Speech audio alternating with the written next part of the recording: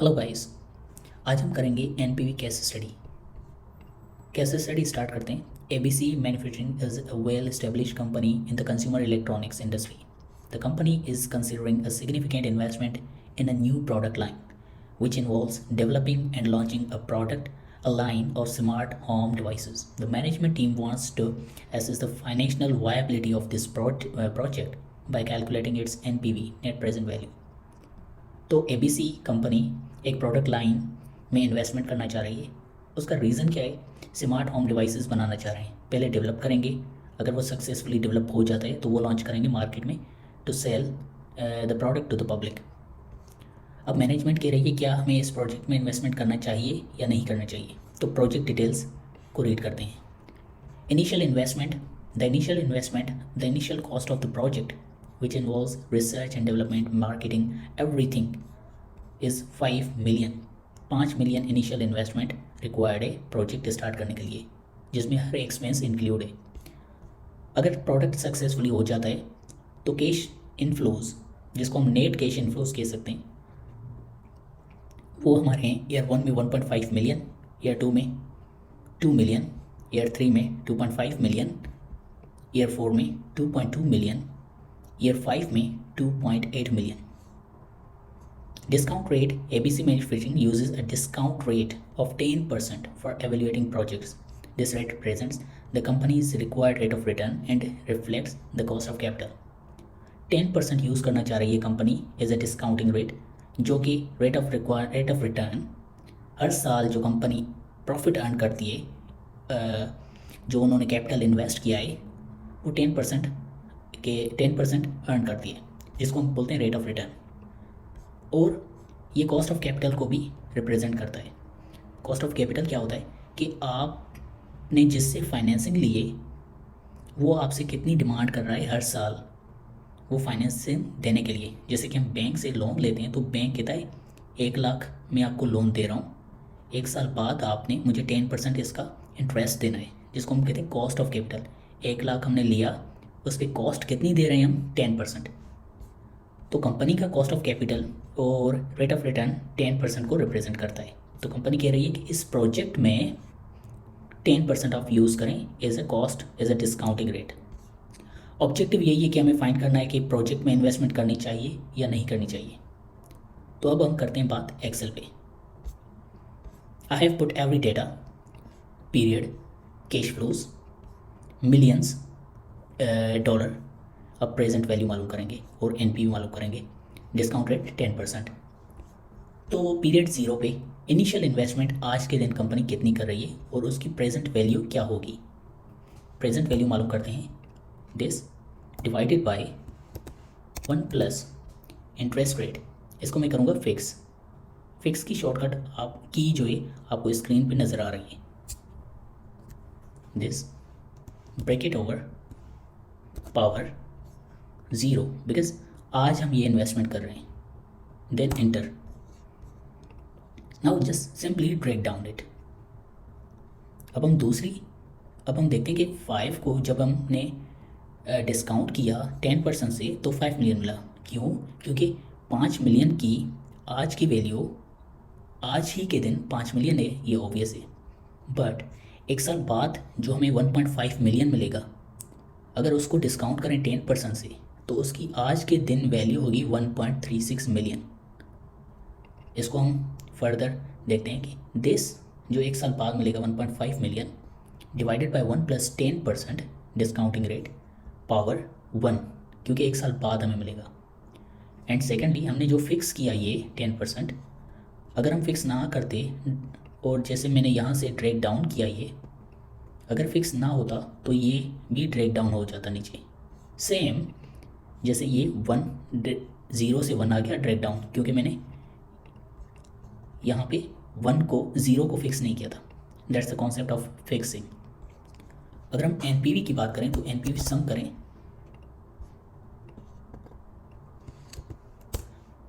तो हम कह सकते हैं कि 3.14 मिलियन कंपनी को इस प्रोजेक्ट से मिलेगा। तो शुड कंपनी इन्वेस्ट और not? Obviously company should invest. अगर कंपनी के पास इस वक्त कोई और प्रोजेक्ट्स नहीं है सिर्फ एक ही प्रोजेक्ट है और डिसाइड करना है कि इन्वेस्टमेंट करनी है या नहीं करनी, तो कंपनी शुड इन्वेस्ट। अगर 10% से ज़्यादा रिटर्न कोई और प्रोजेक्ट दे रहा है तो हम सोच सकते हैं कि इस प्रोजेक्ट में इन्वेस्ट करें या किसी और प्रोजेक्ट में। बट इस टाइम कंपनी के पास एक प्रोजेक्ट है तो company should invest in this project, because the reason is 3.14 is greater than $0 million और $0। अब ये तो हो गया कैलकुलेशन बेस्ड, बट जब भी आप प्रेजेंट करते हैं तो उसमें आपको प्रेजेंटेशन बनानी होती है ग्राफिकली। हम ग्राफ्स अभी यूज़ करेंगे जो टू मोर अट्रैक्टिव, ठीक है। अब फर्स्ट सेल हम पीरियड, जो कि ग्राफ में मैं ये सोच रहा हूँ कि हमें पीरियड शो करने चाहिए और क्या हमारी इन्वेस्टमेंट होगी और क्या इन्फ्लोज होंगी और उनकी प्रेजेंट वैल्यू क्या होगी। मैं चाह रहा हूँ कि ये शो करूँ एक ग्राफ में। ये तीनों मैंने सिलेक्ट किए और मैं चाह रहा हूँ कि क्लस्टर्ड कॉलम में इनको शो करूँ।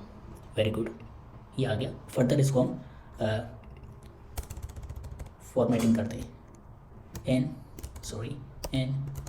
NPV केस स्टडी, अब नाम दे सकते हैं जो भी नाम हो, राइट। हम ये जो लाइन्स है बैकेंड पे, I don't want to these lines, right. अगर आप चाहते तो you can put this line.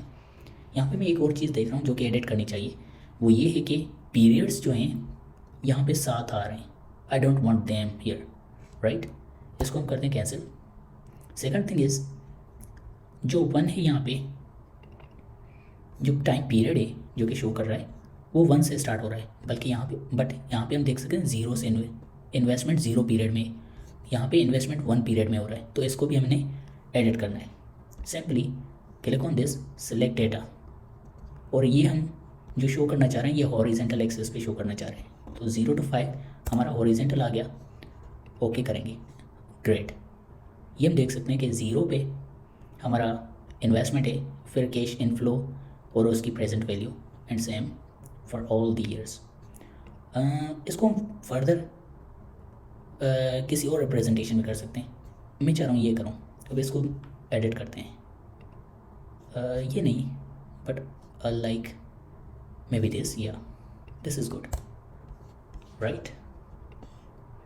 इसको करते हैं हम ऐसे,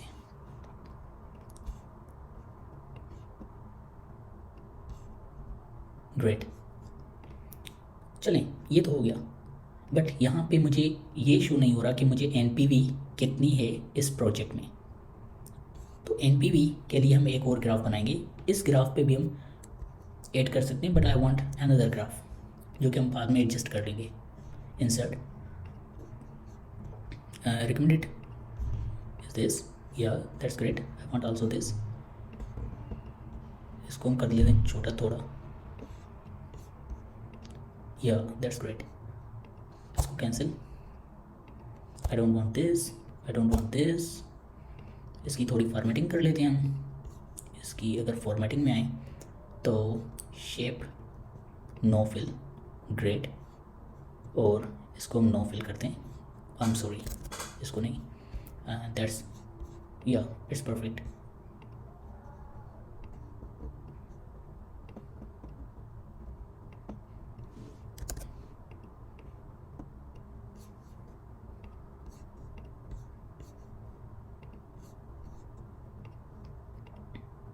अब हम इसकी कलर कॉम्बिनेशन करते हैं, ये वाली, ग्रेट। इसकी और एक चीज़ मुझे चेंज करनी है, वो क्या है वो मैं आपको बता रहा हूँ। ये देखें, बॉर्डर जो आ रहा है ये मैं चाहता हूँ ये ना दिखे, ब्लैक वाली ना। इस पर शेप करेंगे नो फिल, ग्रेट। तो इस चार्ट को पूरे को, आई एम सॉरी, इनको control plus this is a group, and I want this chart copy तो यहाँ पे पेस्ट कर देते हैं। और मैं चाह रहा हूँ कि बैकेंड पे जो लाइंस नज़र आ रही हैं वो ना हो, तो वो उसके लिए आप व्यू में जाएं, ग्रेडियंट्स को ख़त्म कर दें।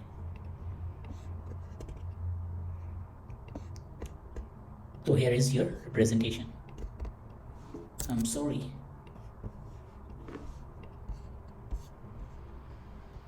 ग्रेट। तो आप इजीली अब इसको प्रेजेंट कर सकते हैं, डैश बोर्ड,